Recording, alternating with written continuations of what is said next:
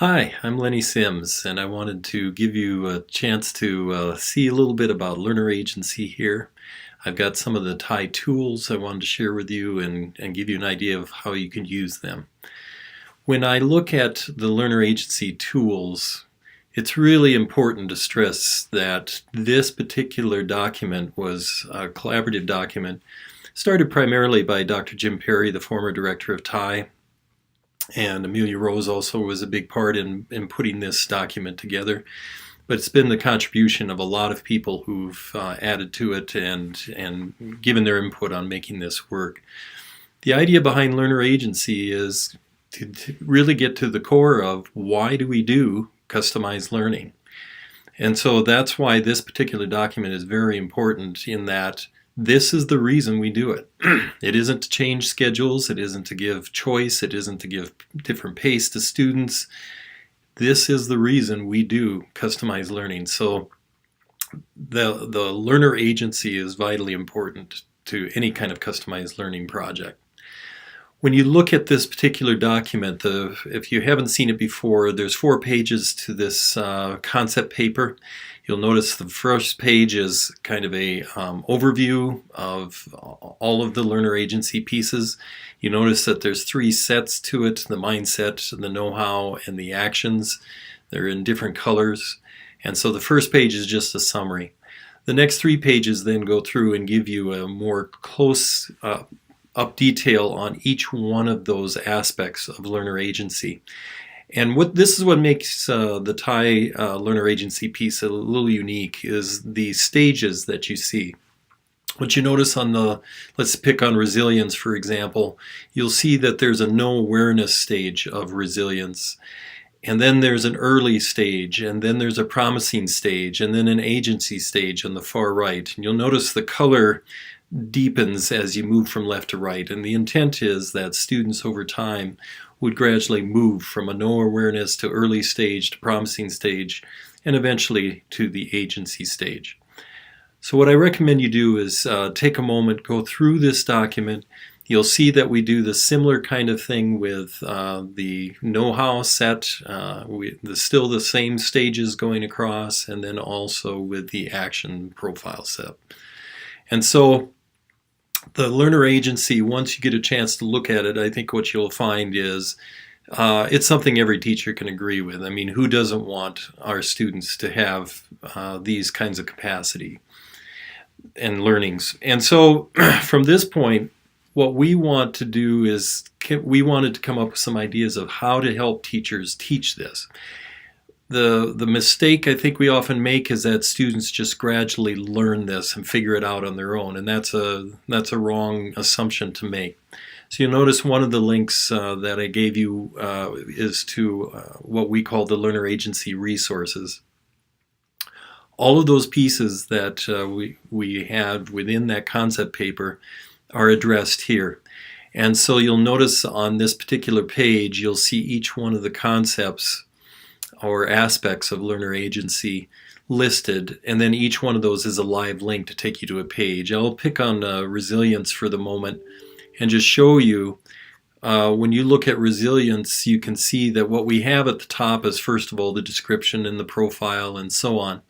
But then down below is where we list, here are a whole series of activities and resources that are available. There's also a whole series of facilitator resources, and then also a series of books that may be helpful in understanding and teaching this concept. And so these resources are all put together to help teachers move students forward with learner agency. The one other thing I'll mention is at the bottom of this learner agency resource page, you'll notice there's a couple of links here. One of them is Habits of Mind. Because Habits of Mind has been such a popular tool and concept for the last few years, we felt it was important to make a cross-reference, if you will, with the Habits of Mind. So what you'll find on this tab is a list of the different types of Habits of Mind pieces that go with the different aspects of our learner agency. If you scroll down, you'll also see that it goes in the opposite direction. We list the habits of mind, and then we show which pieces from the learner agency are tied to it. So depending on your perspective, there should be a good resource there to help you make the correlation between the habits of mind and the TIE learner agency. The last piece I wanted to share with you is the reflection tool. This tool is very important in our minds in the process. The idea being that when you as a teacher are going to work with students, it isn't just about you monitoring students. It's really about students monitoring students. So the learners should actually be a part of the process in looking at their learner agency and making decisions about where they are and getting an understanding of what they need to work on or improve.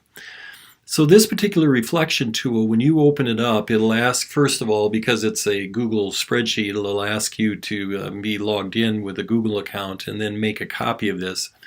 When you get this copy, what you'll find is there's 4 tabs across the bottom, and the main tab, the Learner Agency Reflection tab, this is the one geared for a little bit younger kids. And what you'll notice is we put all of those different learner agency pieces on the left side. And so if a student is going to work with this tool, what we would expect is, let's say, for example, you're going to pick on a date here, and so I'm just going to say that it's March 16th that I worked on this. And then here I'm going to say in this particular time I just finished working on math, and we just finished this cluster of standards, and so I'm going to do a reflection. Then once they put that in, then they can go in and start to rate themselves on belief in self. In this particular case, I don't feel very confident, and so I put that in there. I like learning new subjects. I can choose this one, and I say, yes, I really am curious, and I have questions. Notice the color code. It gives them an instant feedback as to where they are in that scale of agency depending on what they choose. This is the simplified language for younger learners that we have on this particular tab. If you want the original concept paper language, then if you go to the second tab, which says HS for high school, here's where you can get that full vocabulary of those statements that are on the original concept paper document. The other thing that I'll mention is that on the far right we have a sample reflection, and one of the things we really iterate with teachers is that you can't do the whole document with the students. There's just too many things to rate themselves on. So this particular sample reflection shows you how you can hide certain rows and make it much easier for the kids. So in this particular case, I've got 9 different aspects I want the kids to rate themselves on.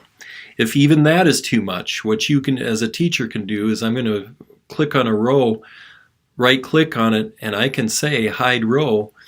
Now that one's gone. So I'm going to take one out of each of the different aspects or color ranges here.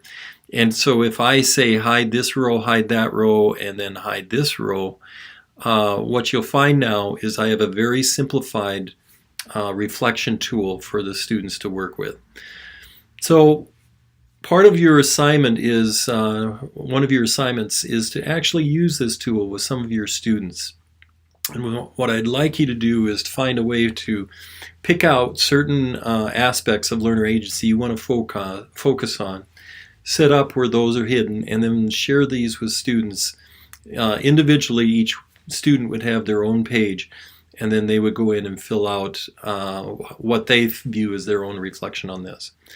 One of the things we've heard and have had conversations with teachers is that often students will overestimate themselves.